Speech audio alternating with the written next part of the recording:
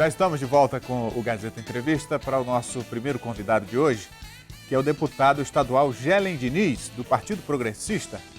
Olha, esse clima tenso que se instalou, politicamente falando, por conta da greve dos trabalhadores da educação, a Assembleia Legislativa acabou sendo uma caixa de ressonância dessa discussão. E o deputado Gelen Diniz tem sido também um dos protagonistas no âmbito da Assembleia no que se refere a defender os trabalhadores. E ele partiu para o confronto essa semana com a presidente do Sinteac. Discordou dela em algumas posições. A gente vai abordar esse assunto aqui. Já na sessão de hoje, o deputado também se desentendeu, entre aspas, com o deputado Jairo Carvalho, que também é de oposição. A gente vai falar disso. E o deputado Gelen Diniz é um forte candidato a ser candidato a prefeito de Sena Madureira. Vamos falar desse assunto também, já já. Deixa eu só dar um recado aqui para você que quer ganhar um carro 0 km. Olha, a promoção da Recofarma e do Barriga Verde, uma super novidade, é a promoção do carrão. Nas compras a partir de R$ 30 na Recofarma ou no Barriga Verde, você ganha um cupom para concorrer a esse carrão que aparece aí na sua tela. É uma Sportage novinha esperando por você em toda a rede Recofarma e no Barriga Verde. Só não vale para as compras de medicamentos na Recofarma. Os demais itens todos você compra e concorre.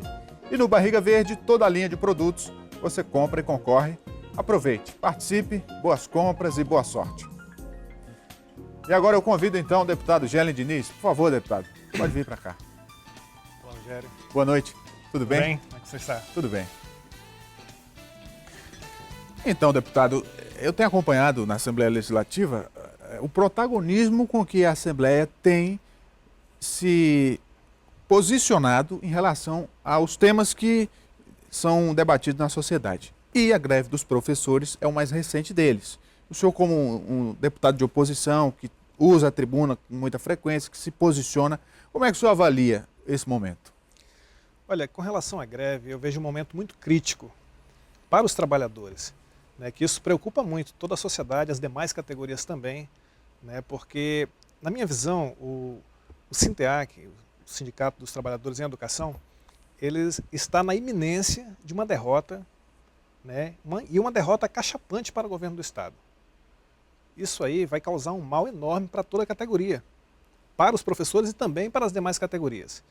Porque se os professores, que são uma classe esclarecida e formadores de opinião, são tratados dessa forma pelo governo, imagine as demais classes, que não estão lidando diariamente com 40, com 80, com 120 pessoas, jovens, adolescentes, né, formando a mentalidade dessas pessoas. E o senhor que acompanhou isso muito de perto, até porque a Assembleia tem tentado ser um mediador, por que o senhor acha que isso está acontecendo? Olha, Rogério, eu entendo que o sindicato, ele joga a culpa pela, entre aspas, fracasso da greve do governo, né? Eu sou da oposição, eu vejo o governo do PT como um governo que é autoritário, né? Que não respeita os trabalhadores, não respeita os direitos dos trabalhadores, mas no momento em que um sindicato leva uma classe para uma greve, ele tem que entender que vai enfrentar um adversário forte, que no caso é o governo. E se por um acaso perder, não pode culpar o governo. Tem que olhar para si. O sindicato tem que olhar para si, ver onde errou. A meu ver, faltou mobilização. Não existe greve com os trabalhadores em sala de aula, né? Mas então isso aí seria o sindicato perdendo a sua representatividade? Eu acredito que sim. Muitas escolas estão retornando às atividades normais e diminuindo cada vez mais o número de professores, de servidores em greve. Segundo dados da bancada governista, em Rio Branco, 97% dos trabalhadores em educação estão trabalhando. A Assembleia não resolve uma questão como essa. O Poder Legislativo e, no caso de uma greve, o Executivo é o alvo. Mas o senhor acha que a Assembleia contribuiu ou também fracassou? Olha, a Assembleia, ela é o meu primeiro mandato, né? A administração, o presidente da Assembleia, deputado Ney Amorim, eu acredito que está fazendo um trabalho digno, um trabalho honrado, sempre à disposição, né? O presidente sempre atendeu, né? Se colocou à disposição para mediar. Recebemos várias vezes representantes, até os dirigentes, no centro do plenário, nas comissões, né, e sempre se propondo a mediar. E várias vezes... né, chegaram perto de um acordo, né? Pelo menos, com a mediação da Assembleia. Pelo menos algo foi cogitado. Eu acredito que sim, eu acredito que esse acordo esteve muito próximo. Mas como o governo sentiu o enfraquecimento do movimento, que eu entendo que esse enfraquecimento foi proposital, né, aí o governo apertou mais e sufocou o movimento. Hoje nós temos pouquíssimos professores, pouquíssimos servidores da educação em greve. Né, então não vão conseguir, infelizmente. Na sessão de hoje, o senhor também fez um pronunciamento e, aliás, todos os dias o senhor faz isso, mas nesses últimos dias, o deputado Jairo Carvalho, que também usa a tribuna com frequência, discordou do senhor em determinado momento em relação à greve. Por que esse desentendimento, já que ambos são da oposição? Isso é normal do parlamento, né? Haver desentendimentos, inclusive dentro dos mesmos blocos, né? No caso nós somos da oposição, mas nesse caso em específico, eu fiz críticas ao sindicato, porque o responsável pela paralisação, pela coordenação desse movimento é o sindicato. Você não pode culpar os professores, estou culpando a direção. Né? Se fracassou o movimento, a culpa não é do governo, o governo fez a parte dele. Né? O governo autoritário, diga-se de passagem, né? Na minha opinião, ditador. Inclusive, domingo eu vou estar na manifestação pedindo a saída desse governante.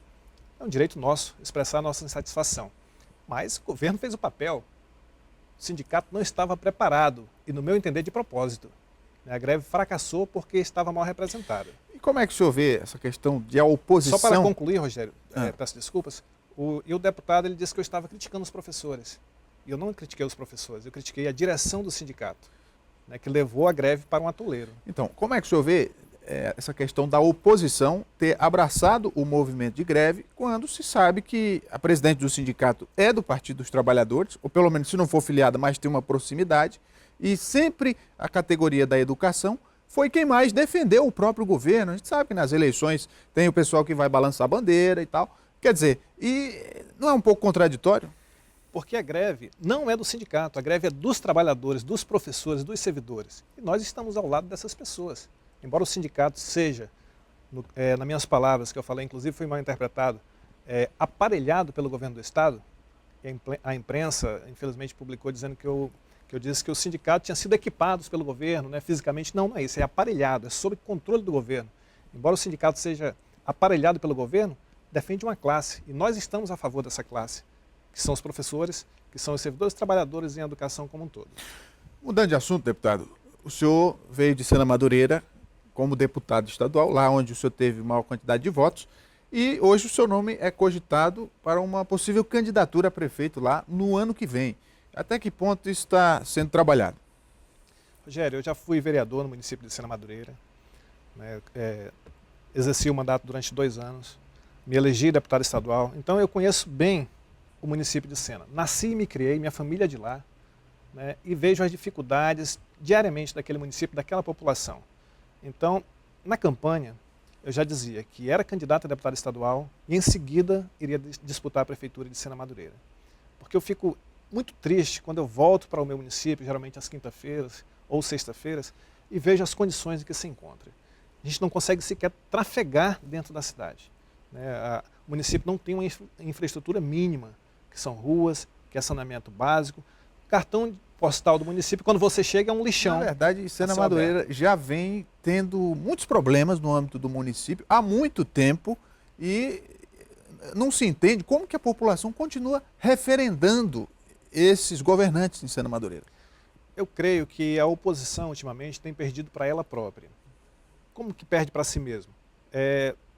O governo ele sai com a chapa única, um único candidato, e centraliza todos os esforços para eleger esse candidato. Apoio da prefeitura, com apoio do governo do estado, já a oposição se divide. Então a gente vai trabalhar para ter uma chapa única, vou tentar juntar todas as forças em torno do meu nome, para ver se consigo chegar à prefeitura de Sena Madureira. Se eu não conseguir unir toda a oposição em torno do meu nome, eu sei que vai ser um pouco mais difícil, mas será mais um obstáculo, a gente não vai desistir. Lá tem um outro nome também que se cogita, que é a ex-deputada Tonha Vieira, que já disse que também pretende ser candidata pela oposição. E o senhor tem conversado com ela? Sim, já conversei com a ex-deputada, né, me dou bem com ela, com o esposo dela, Zé Vieira, e também com o Mazinho Serafim, que já foi deputado, que na última eleição também disputou a prefeitura, é o outro pré-candidato da oposição. Somos 3. A gente está dialogando, né, constantemente. Eu creio que o bom senso vai prevalecer, a gente vai chegar num consenso para ter um único candidato. O senhor é do Partido Progressista, que é o partido do senador Gladson Cameli, que nas últimas semanas vem trazendo lideranças do PP, algumas inclusive de outros partidos de oposição, e o PP vem crescendo, né, em número de filiados. Como é que o senhor avalia a participação do partido já nessas próximas eleições?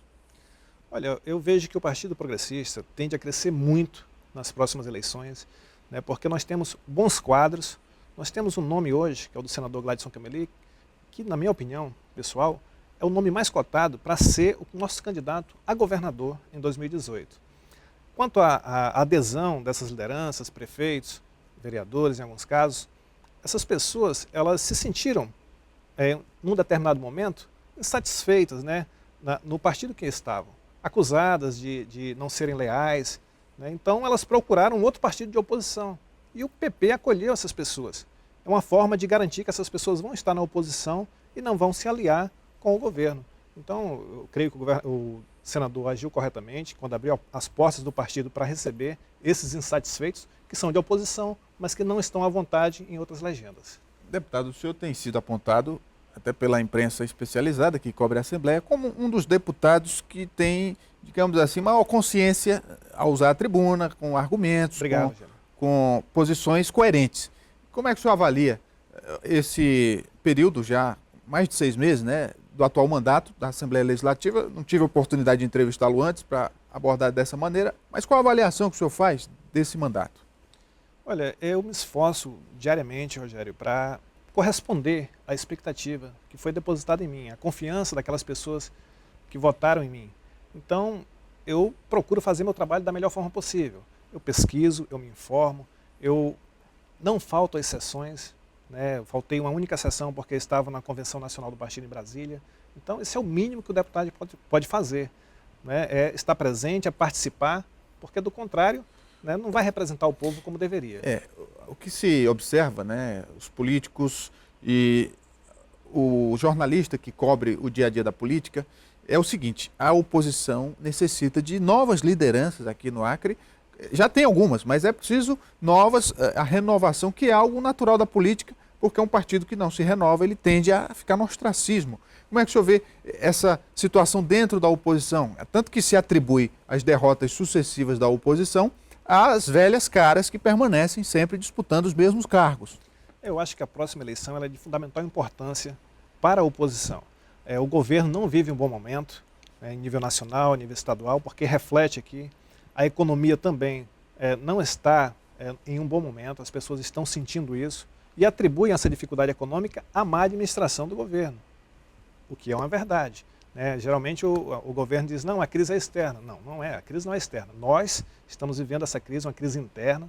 Poucos países do mundo, Brasil, Grécia, Venezuela e Rússia, né, se você olhar... De fato, em relação à crise, a maioria dos países emergentes tem previsão de crescimento do PIB. Essa história de crise internacional, isso é lorota. Então, eu creio que os partidos da oposição que se organizarem, que criarem novas lideranças, tem muitos jovens aí que estão participando desse movimento Vem Pra Rua, inclusive já convidei alguns, né, para se filiarem no partido, no PP, que é um partido que tem espaço. Quando me filiei no partido, havia espaço. Nós não tínhamos nenhum deputado estadual. Atualmente nós temos um vereador porque um outro renunciou. Então tem muito que crescer. E, como eu falei, nós temos uma chance grande de chegarmos ao governo do Estado. Então, não só o PP, mas os outros partidos de oposição tendem a crescer muito com essas eleições. Eleições municipais, eleições para prefeito, vereador. Então, quem quiser disputar algo em 2018, tem que entrar desde agora. E trazendo essas novas lideranças. Porque, como você mesmo disse, os nomes, aqueles que já disputaram várias vezes, inclusive não conseguiram, ou conseguiram e decepcionaram, a população não quer mais. A população quer mudança, quer algo novo. E os partidos têm que saber reconhecer isso aí e trazer esses nomes para a população, colocar à disposição. Prefeitura de Rio Branco, Cruzeiro do Sul, Sena Madureira, etc.